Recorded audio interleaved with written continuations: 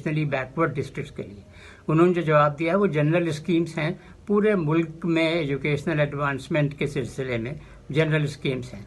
उसी तरह से अगर कुछ साल पहले का देखा जाए तो उस वक्त जो मिनिस्टर थे अभी इसी गवर्नमेंट में, उसमें उन्होंने जवाब दिया था कि साहब हाँ, स्कूल लेवल के ऊपर कुछ ब्लॉक्स, कुछ 3000 से ऊपर ब्लॉक्स थे जो आइडेंटिफाई किए गए हैं जो कि एजुकेशनली बैकवर्ड हैं, और उसमें उन्होंने कहा था कि हम फीमेल लिटरेसी लो है इस वगैरह इस पैरामीटर्स के ऊपर हमने आइडेंटिफाई किया है।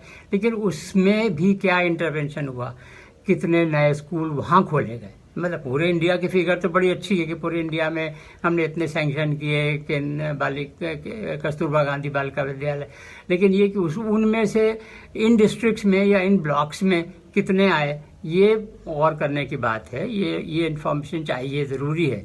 तो रमा देवी जी जो हैं जिन्होंने सवाल पूछा, तो उनको चाहिए कि उसको फॉलो अप करें मिनिस्ट्री से, और ख़ास तौर से ये कि जो यूजीसी बात कर रहा है कि जो एजुकेशनली बैकवर्ड हैं, तो ये एजुकेशनली बैकवर्ड डिस्ट्रिक्ट्स अगर यूजीसी ने आइडेंटिफाई किए हैं तो वहाँ पर कॉलेज लेवल और यूनिवर्सिटी लेवल के ऊपर एडमिशन में अगर उन्होंने सिर्फ वही रखा, मेरिट को ही क्राइटेरिया मानते रहे, तो जो बैकवर्ड बच्चे हैं वो तो फिर भी रह जाएंगे। लिहाजा ये उस क्राइटेरिया को बदल के उसके अंदर मेरिट को 60% मान लें, लेकिन 40% जो है बैकवर्डनेस ऑफ द कैंडिडेट, ये भी साथ में रखना पड़ेगा। इसको कहते हैं ऑल्टरनेट एडमिशन क्राइटेरिया।